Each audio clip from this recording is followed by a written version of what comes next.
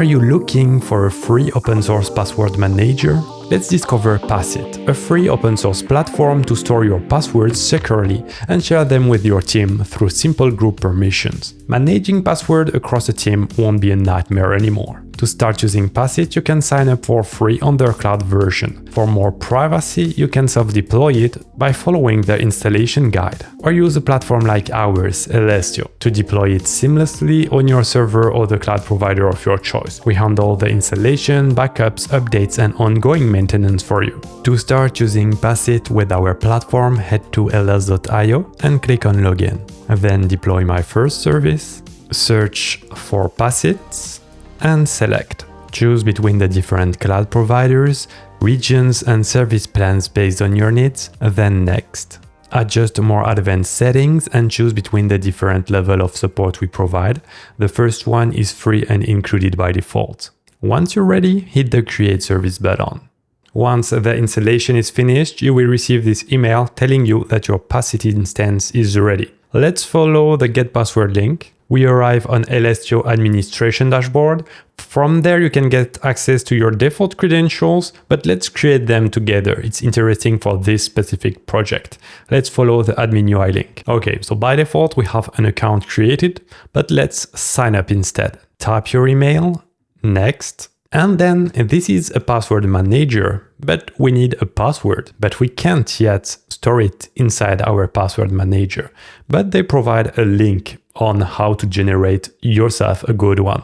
You can follow it. The article is quite old, but I guess this is still a good indication of what to avoid. Type your password, click on next. And they explain that it was not an issue if ever you forgotten your password, because what is important is the backup code that they provide you. So download it. This generates this lovely PDF. I'm okay to share it with you because I will delete the Passit instance after. But in your situation, if you plan to use it, keep it very securely. I should have received a confirmation code in my mail. Here it is. I can click or copy the code, paste it, confirm. Our account is created. Let's get started. You arrive on Passit, your new password manager. The first thing to do is simple. You add a new password. Let's say we want to save our password for when we are using Elestio. Enter the name, your username, which website is targeted, and your password. You can also use it for generating a password. You can see the dice here to generate a random checker one.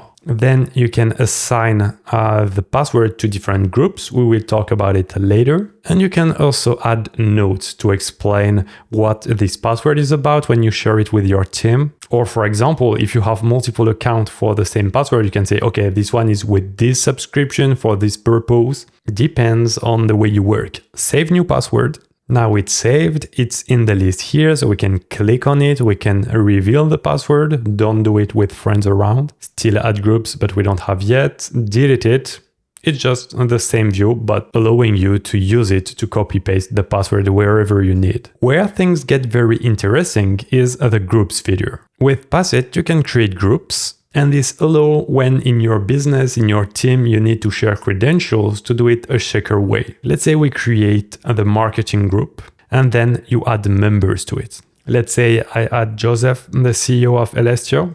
We need first to invite the users to be able to add them to groups. So the order is invite your team members, then create your groups, and then create your passwords. Of course, you can always invite them to the group later, so no worries about that. Once done, you save your group. And by doing that, when you go back to password Elestio, now you are able to assign it to one or multiple groups. And now when you onboard a new team member, the only thing you have to do is to add the member to Passit and to assign them to the correct groups. You don't have to think every time, okay, this one needs these websites, these passwords. If you architecture the system the right way, onboarding new members will be much better. But you might be wondering, okay, I don't want to open this URL every time I want to have access to my passwords. And you're absolutely right. That's why they provide a Chrome and Firefox extension. You simply add it to your browser and it's seamless when you browse websites. And if you are on mobile, what you can do is to simply go on the application and install the progressive web app. This way you have access to Passit from everywhere. Thank you for watching, we hope you enjoyed discovering Passit with us. Please hit the like button to help our channel be more visible to other open source lovers. Don't forget to subscribe to not miss our next platform overviews. If you want to continue your open source journey, watch this video, available here.